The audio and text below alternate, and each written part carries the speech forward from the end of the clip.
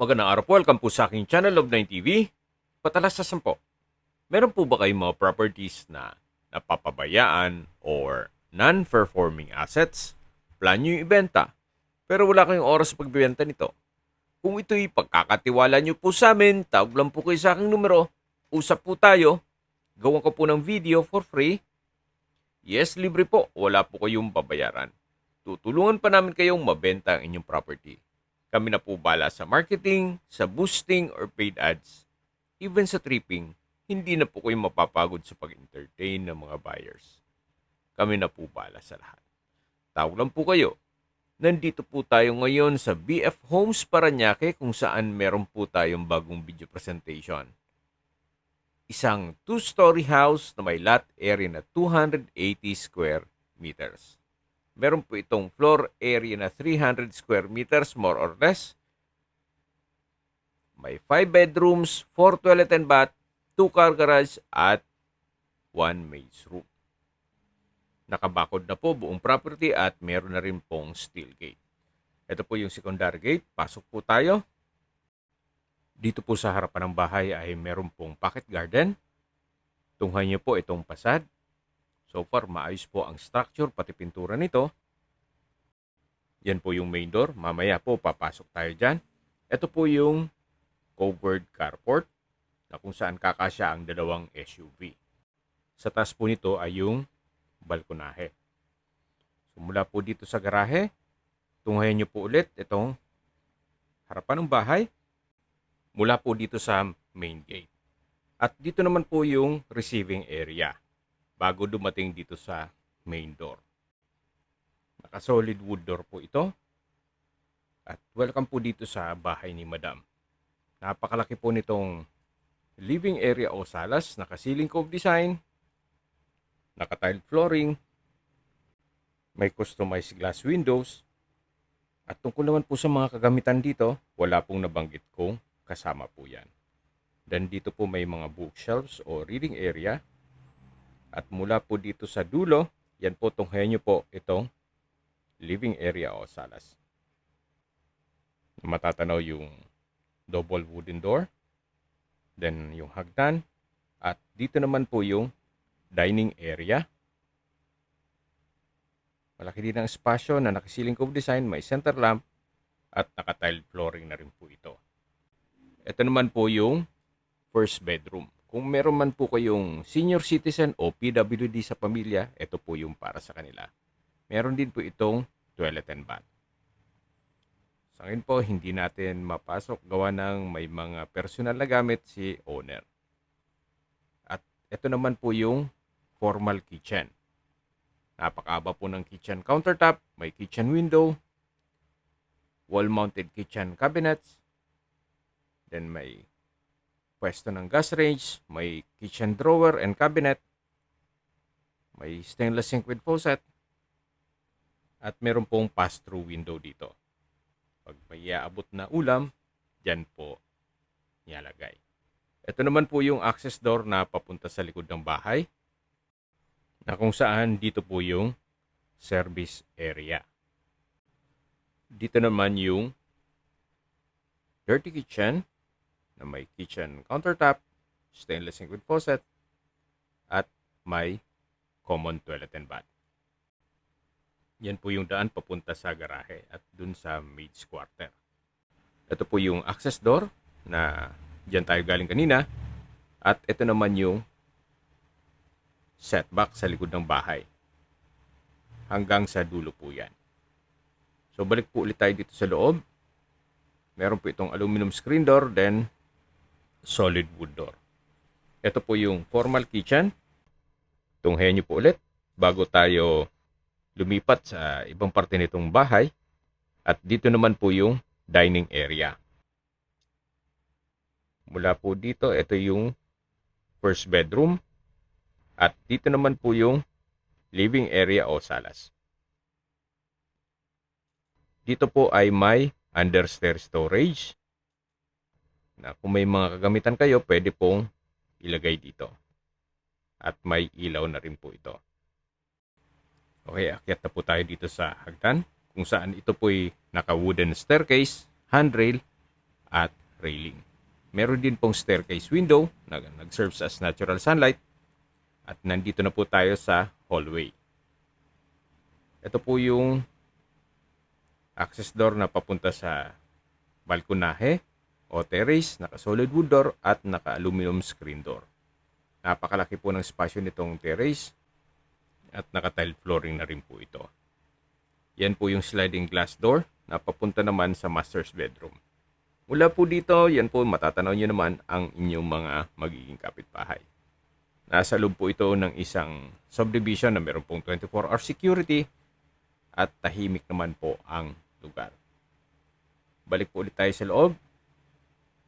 Yan po yung aluminum screen door, then naka-solid wood door, at ito po ulit yung hallway.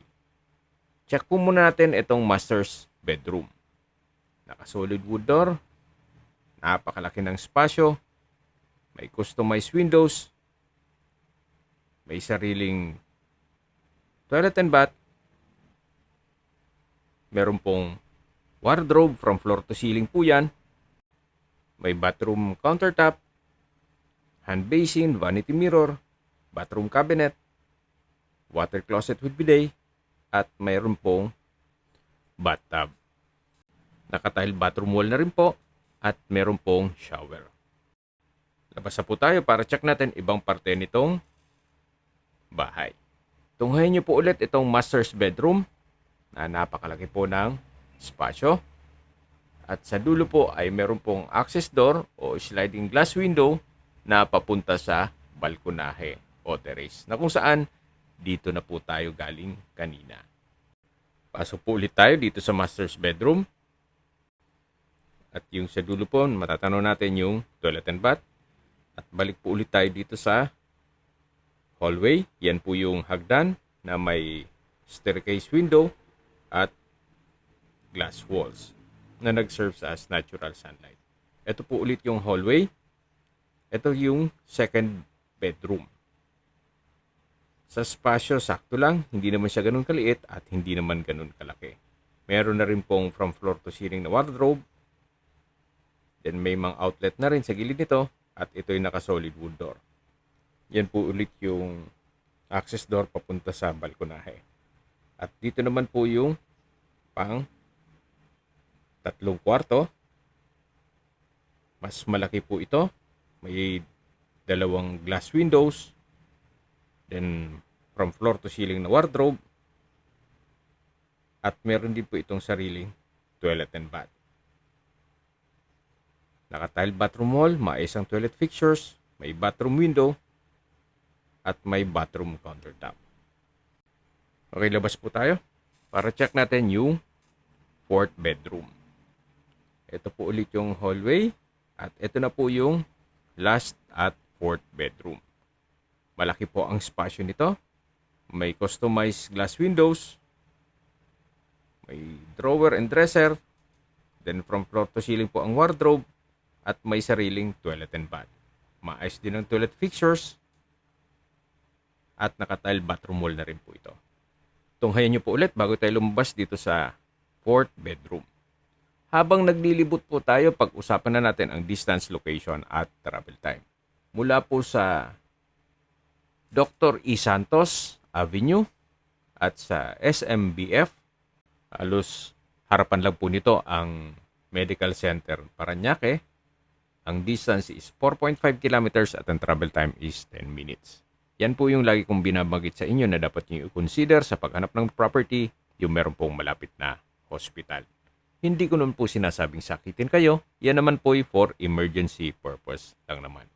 At mula naman po sa UniHealth Hospital and Medical Center, ang distance is 2.8 kilometers at ang travel time is 12 minutes. Opo, meron pong 2 hospital na malapit dito sa property. At mula naman po sa Skyway Ramp sa Sukat Exit, ang distance is 5 kilometers at ang travel time is 15 minutes. Kung manggagaling naman po sa airport, ang distance is 12.6 kilometers at ang travel time is 36 minutes. Okay, sa presyo na po tayo. Kung familiar kayo dito sa property, na-vlog ko na po ito. Nag-markdown price lang po si owner, kaya ni-reshoot natin. Ngayon po, ang presyo na niya ay 20 million pesos net.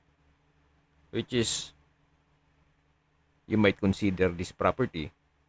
Gawa ng kung bibili ka ng mga townhouse na worth 15 million o 16 million na mga 100 square meters lang naman, pwede na po ito.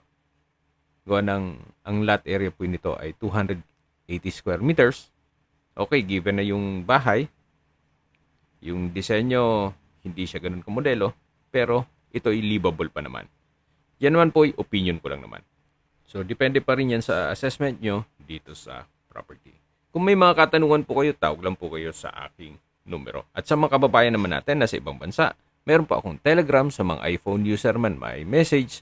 Meron din pong Imo, Skype, Viber at WhatsApp. Same number lang po, 0917-316-3399.